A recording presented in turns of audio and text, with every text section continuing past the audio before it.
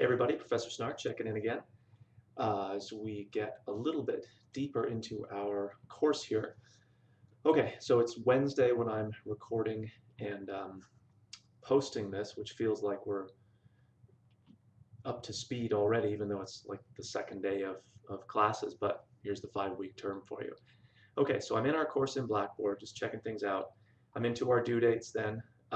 Just a reminder that today is our first due date. That's Wednesday, May 30th, when we're finishing up introductions. Make sure then that, as I mentioned the other day, especially with stuff like this, I'm obviously not grading you on where you go to school or what your hobbies are, right? So it's almost entirely a matter of did you follow basic directions. Um, and the most important parts of the introductions then, in terms of the discussion board, is obviously you do your own post, but then also respond to other students. That's part of the assignment. And then as far as the homepage, again, the most important part of that is getting a picture up so that we kind of know who everybody is. So make sure that you resize the picture so it's not enormous. You have to do that, outside of Blackboard. Just do it in a basic photo editing or image editing application. Every computer comes with these, they're free, and it's not a matter of like photoshopping the thing. You just literally have to make it smaller. Save it and then use it in your home page. Also be sure that you attach the image in such a way that it shows up in the home page and not just as a link to a separate file.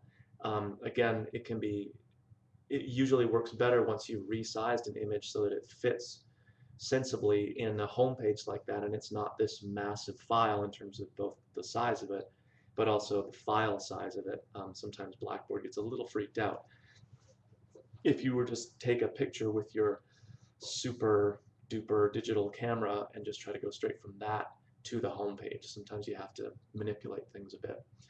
So basically, as far as introductions go, it's really just getting those things, pardon me, those things are following those basic directions and full points, right? Kind of an easy start. We next move into our first kind of content unit, which is Unit 2, due Friday, June 1st, that has us covering some Milton and Paradise Lost. So I'm just going to click myself into that unit.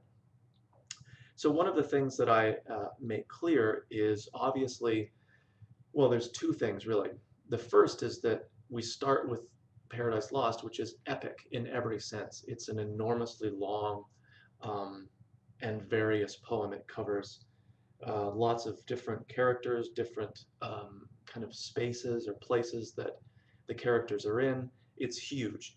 So we just do some selections from it because that's really what's manageable for us, but it is in some ways actually harder to read just these snippets rather than to get a full sense of the entire scope of the poem, which we don't have time to do, but it's actually easier to read when you read the whole thing rather than just these little sections.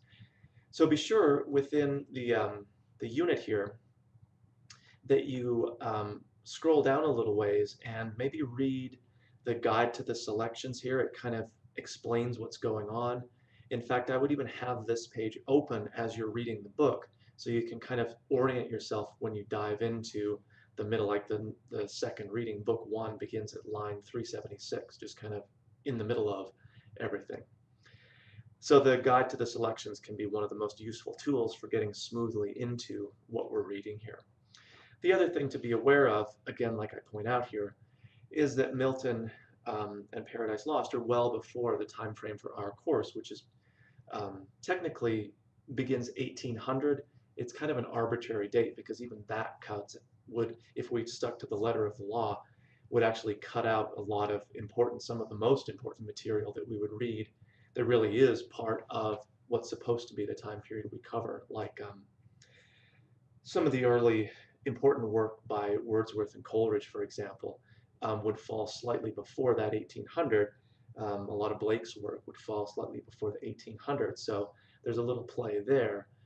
But we really back things up with Milton a couple of hundred years, or 100 at least, largely because, or with a view to kind of reading in Milton for some of the key themes that would be so important to so many of the Romantic poets, and really that would persist through the literary tradition up to the present contemporary period.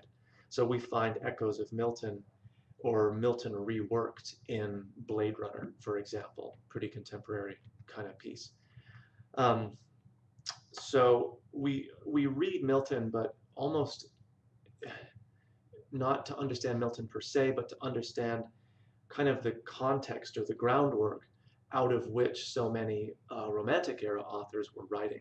And really, the primary theme that we're interested in as far as Milton goes, and then it's his reading by the Romantics, is largely the relationship of the individual to one's place in society or one's place in the larger hierarchy, and the notion of rebellion and revolution that would be so important to the Romantics, who would witness the American Revolution, the French Revolution much closer to home. So sort of this like democratic uprising of the people against tyranny.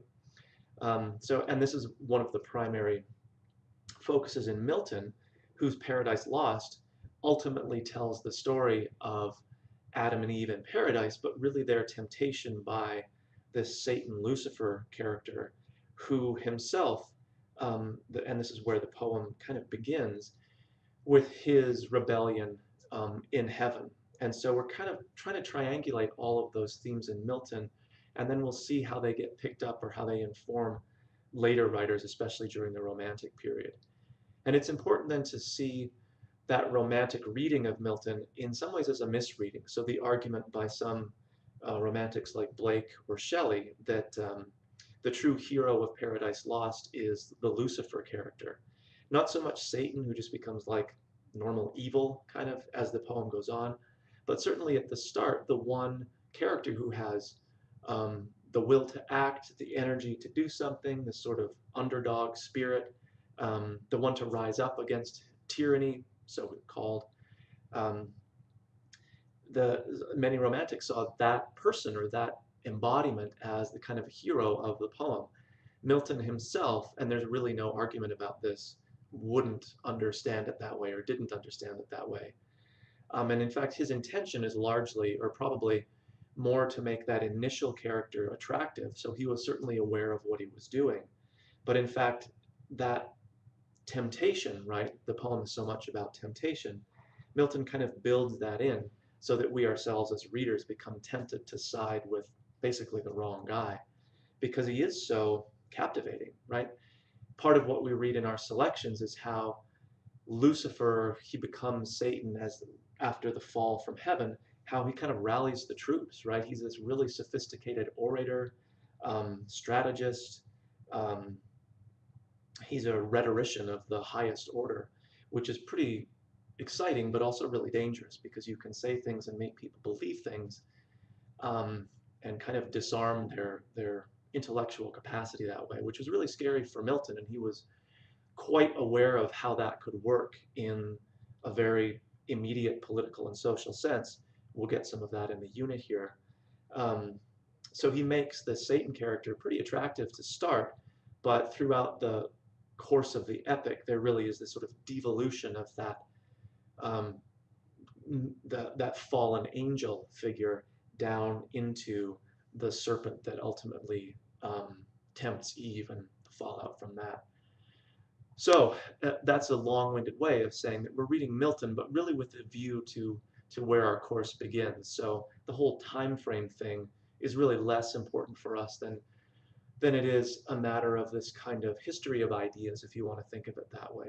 And Milton's pretty interesting in and of himself. So if you haven't encountered him before, this is a great place to do so because we can really contextualize what he was talking about relative to a lot of other important writers that we'll cover. And he never really goes away.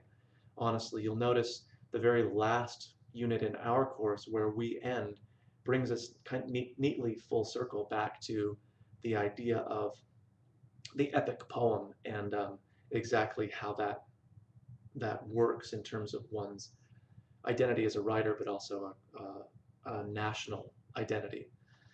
Okay, so there's a lot of material here. The reading is a little bit slow if you're not used to the style of the language. Milton was really, I don't want to say ornate because he really wasn't for his time period, but he definitely has that kind of Latin grammar going on. although he's writing in English. So phrases within a sentence aren't necessarily where we would naturally put them. So you'll notice the poem begins, of man's first disobedience, etc., etc. Usually we would say, I am writing about man's first disobedience, but instead Milton inverts that and starts with what would be the end, and then finally gets to the I sing part. Typical epic poet. Too fancy. No, I love Milton. Um, okay, so I'll let you get into it here. And just a quick reminder that, especially since we're moving so quickly through the course, be sure to get in touch with me right away if you run into any problems, technical issues. Be in touch with student help. If there's things in the course that don't seem to work or whatever, like one student emailed me that the initial video I had of the King Charles I trial was blocked for a copyright violation. So you just go find another one. I don't know why massive corporations keep insisting on this kind of thing, but whatever. Keeps me in business at least part of the time. But if you find stuff like that, links don't work or page numbers are off or just whatever, be sure to be in touch with me and I will get back to you right away. Okay, enjoy Milton and don't be tempted by that devil.